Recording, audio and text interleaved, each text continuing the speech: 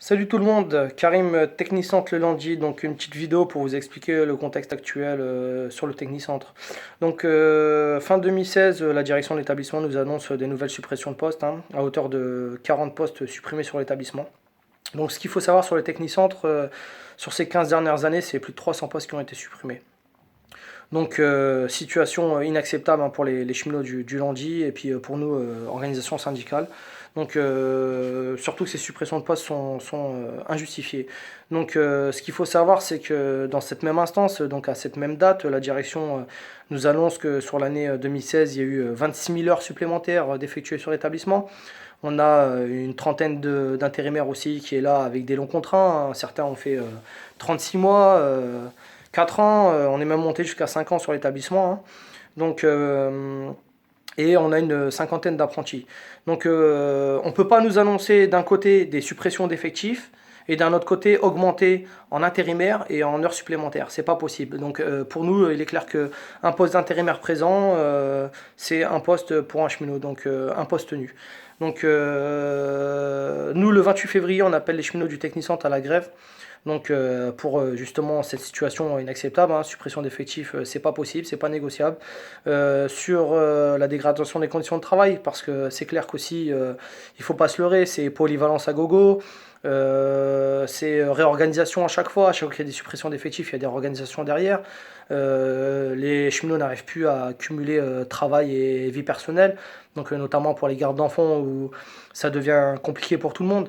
Et aussi, on ne peut pas faire payer aux cheminots les frais de la réforme.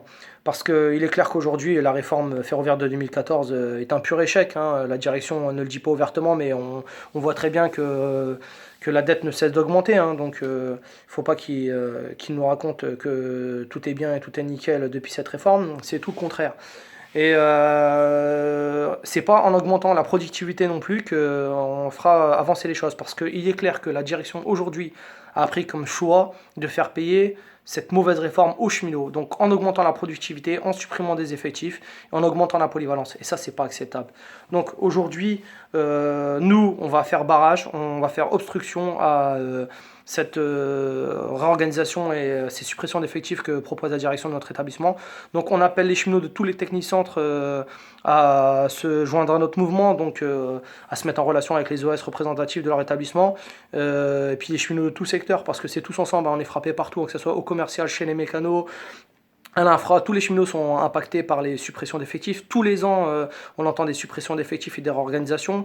On se demande même à un moment comment ils vont faire pour sortir le boulot, parce qu'il n'y a plus d'agents, les guichets, ça ferme de partout, c'est devenu très compliqué à tous les niveaux. Donc c'est tous ensemble qu'on doit aller chercher cette gagne, parce qu'il faut qu'on gagne, la situation elle est plus acceptable. Donc, et ce qui est sûr en plus, c'est que plus on laissera des marges de manœuvre à la direction, notamment en la laissant leur laissant la possibilité de supprimer des effectifs partout, plus ça sera facile pour eux de nous envoyer un jour dans les filiales, parce que c'est ça l'objectif. Donc c'est de réduire au maximum les effectifs pour ensuite un jour nous balancer chez les filiales. Donc ils viennent nous mettre en avant la concurrence, concurrence que crée la SNCF elle-même avec ses propres filiales.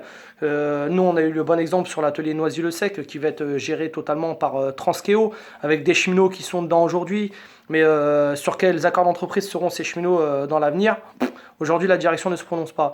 Donc aujourd'hui, c'est tous ensemble qu'on doit s'organiser, c'est tous ensemble qu'on doit lutter et créer une unité pour aller chercher la gagne. Donc on appelle tous les cheminots à nous rejoindre dans l'unité la plus large possible. Et tous ensemble, on doit aller se battre contre ce que propose la direction. Parce qu'aujourd'hui, ce que la direction propose, c'est tout simplement la casse de l'entreprise. Et ça, c'est pas acceptable. Bonjour à tous, Stéphane, militant et représentant du personnel Sudrail au sein du Technicentre Le Landy. Donc cette petite vidéo aujourd'hui, pourquoi je la fais? Ben, pour vous expliquer un peu la situation. Donc le DET qui vient d'arriver vient de nous annoncer qu'il était pour un dialogue social, mais dans un même temps il nous annonce la suppression de 40 postes. Bon, le dialogue social, je crois qu'il est mort, hein. Donc maintenant, nous, notre objectif, c'est de se battre contre contre ces suppressions de 40 postes. Une situation dégradée et de plus en plus inacceptable et invivable, que ce soit au niveau des conditions de travail et des conditions de vie pour les agents du lundi. Donc voilà. Maintenant, je vais faire une petite dédicace à mes potes de Périgueux qui, grâce à la mobilisation massive, ont réussi à maintenir leur technicentre ouvert. Hein, parce qu'il y a quelques mois de ça, la direction disait qu'il fallait fermer Périgueux. Et en se battant, en luttant contre cette fermeture, par la grève, ils ont réussi à faire plier la direction. Donc voilà, mes camarades, je vous appelle à une mobilisation large et massive de 3h59 tous les jours pour avoir un impact maximum sur la production et surtout pour que l'impact financier soit moindre pour vous parce qu'on sait que c'est difficile de nos jours de lutter longtemps et durement. Donc si la direction ne veut pas nous entendre, on pourra aller encore taper un peu plus fort. Voilà, donc moi je compte sur vous. À partir du 28 février, le mouvement doit être large. Sur le lundi, on ne doit rien lâcher. On va aller chercher la gagne et on va montrer à cette nouvelle direction que le lundi, quand ils le quitteront, nous on sera toujours là et qu'on ne se laissera pas faire. C'est inconcevable. Bonne lutte mes camarades et le 28 on sera ensemble pour montrer au patron qui c'est qui a la puissance entre ses mains.